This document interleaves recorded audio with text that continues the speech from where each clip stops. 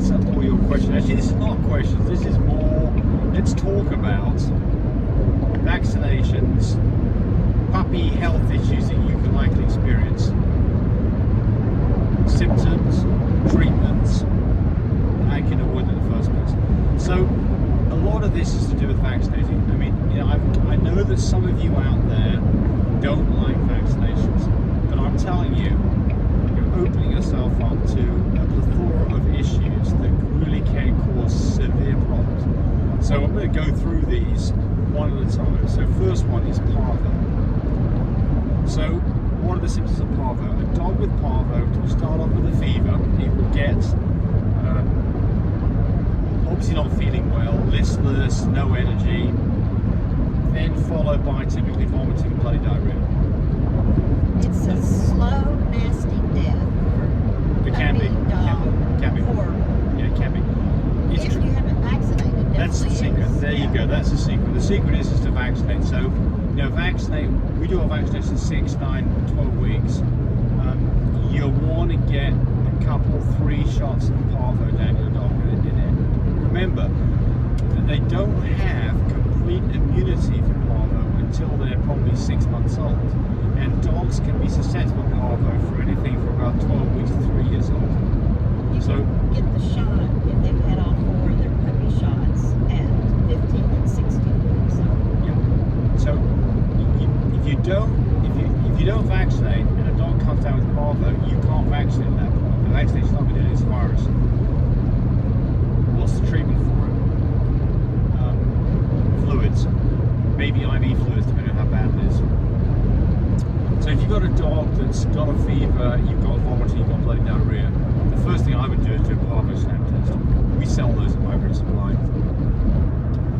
You don't have to you have to draw blood, you just take a little bit of their poop, put it into a little container of fluid that comes to the test, mix it up, stick a couple of drops of the fluid into the little cartridge, wait for 1 line to show it's good, 2 lines if the dog's got parvo. If you think this puppy has it or your dog has it, separate it away from every animal you've got. Quarantine it. Wash your hands. Spray the bottom of your shoes with that Clorox spray. I mean, just do the what ifs. We have experienced this many years ago. That was like 30 years ago. Yes, and so we didn't know any better.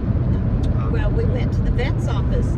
That's where we came in contact. That's where we got it. We got it from the vets. We brought it home to puppies that were not very old. So that's where we got it from. So, you know. It was 30 something. 30 years we ago. used to do Labradors. Yes, it was a miserable time. But you can save puppies with parvo, but typically the course of the illness that's really dangerous is 3 to 7 days. You've got to get them past that. The problem is that they get so dehydrated they can die through dysentery. That's what does them in. We give our puppies their shots at home. That's the reason why. That's why we do it. Until they're fixing to go to their new homes, they get their vet check. And the rabies shot, you've got to go to the vet to get a rabies check. Everything else you can do yourself, and you can stop your puppies from being around or in places where other dogs have had things like parvo. So, and then it also brings we should be talking about quarantining as well. When you bring a new puppy in, you don't know that puppy has parvo. Well, hopefully, of course, it doesn't. But if it did have parvo, you wouldn't know it. You'd infect all your other dogs, young dogs, potentially, especially ones that haven't been vaccinated, and have enough time to get build immunity. Here starts the problem. So the recommendation is, and we are strict about this for our dogs, is dogs don't get in contact with any other dogs for 2 weeks. Why 2 weeks? Because that's plenty of time for parvo symptoms to show up and know the dog is either has parvo or is completely free of it. So, you know, it's difficult because you want to introduce your puppy to all the other puppies. We're so excited to get a new puppy home, but just be careful about this because it's really a bad day. And then if it's not parvo, then it could be... we can talk about that next time. Okay. So what do you do to treat parvo? IV fluids, or at least fluids anyway, anti-vomit medication, antibiotics for secondary infections. That's the treatment. And if you can get past 3 to 7 days, your puppy will probably survive. Alright, next one. Again, vaccinate for this one, distemper. Never experienced it. You do not want distemper.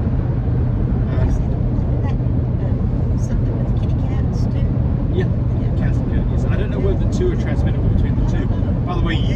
get parvo from your dogs, nor will you get distemper from your dogs. You're not But you at can risk. spread it. You can spread it on your hands and your feet. That's exactly right. So distemper is an upper respiratory Clothes and everything else. disease. It shows up, start off with sneezing and an eye discharge and a fever, and it can develop into pneumonia. So typically what happens with this is people don't realise their dog's got distemper. And when they're time they get to the vet, it's really in a bad situation. So an eye discharge, along with respiratory problems, that eye discharge is a key thing to watch for.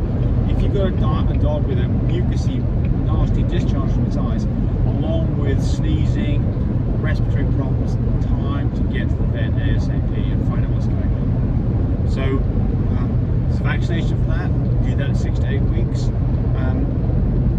If you don't vaccinate and your dog does get distemper, it can get distemper again later on in life, and typically it's much worse the second time. It can be fatal. So cats and dogs that have eye discharges, have obvious respiratory problems, time to find out what's going on and get them treated, because if you don't, you can really cause some problems. Next one, kennel cough. Not as disastrous as the first two. That's an airborne. I would say Virus. it can be if it's not tended to, and that definitely spreads Yeah, well, it's like airborne. wildfire. So what you see in dogs with kennel cough, and by the way, the word kennel cough sounds like this is something that only happens in kennels. No. No. Your dog can get kennel cough from other dogs. Especially at parks and barks, going and doing breedings boarding at a bit of air. Usually they do that stuff up their nose for That's a the good idea. kennel cough. Right, so you can treat, and you should be treating. You can get a vaccine for it, and you get a spray off the nose. Typically you'll see signs of lethargy. The dog's obviously not feeling well. It has a barking kind of a cough. So any kind of a barking kind of a cough, that's time to be thinking about kennel cough. And then again, separate that dog from other dogs. 10 to 14 days to recover from it. Wash your hands. Yep. Yep. That's my phone. So adenovirus. Adenovirus is pretty rare. I've never seen it.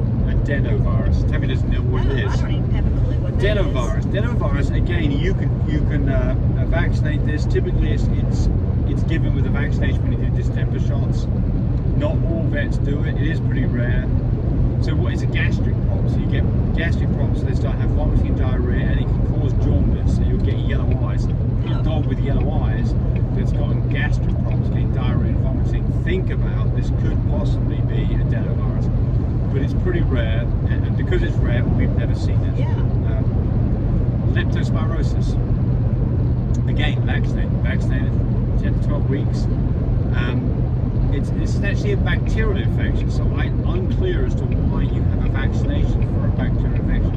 But apparently, there's a vaccine for it. I believe that's part of a 1 in 5 or 1 in 7 shot. And this affects the liver and the kidneys, and it gives flu-like symptoms. And typically, if you have to treat for it, you give antibiotics. So not something that we've come across. So I don't have any, personal treatment information on it. But if you've got a dog that's I don't know how I don't know if you can do a test for it either. I don't know how you find out whether the dog's got leptospirosis. Anyway, so don't have a lot of information on that one. But again, so now let's talk about, so those are the things that absolutely you should be vaccinating for. And if you vaccinate, you're very unlikely to have these problems. So let's continue this on the next part, where we're going to talk about other general problems that you're going to see watching the video. I really appreciate people who subscribe to me. It helps me, encourage me to do more of these videos. But do remember, disclaimer here, I am not a vet. I'm not a licensed medical professional. I'm purely a person who's been breeding dogs for the last couple of decades. Any information that you got from this video, use at your own risk. There's nothing implied here, and certainly this should not be used as a substitute for advice from your veterinarian or your medical professional. I hope you enjoyed the video. Come back for more of them. Bye.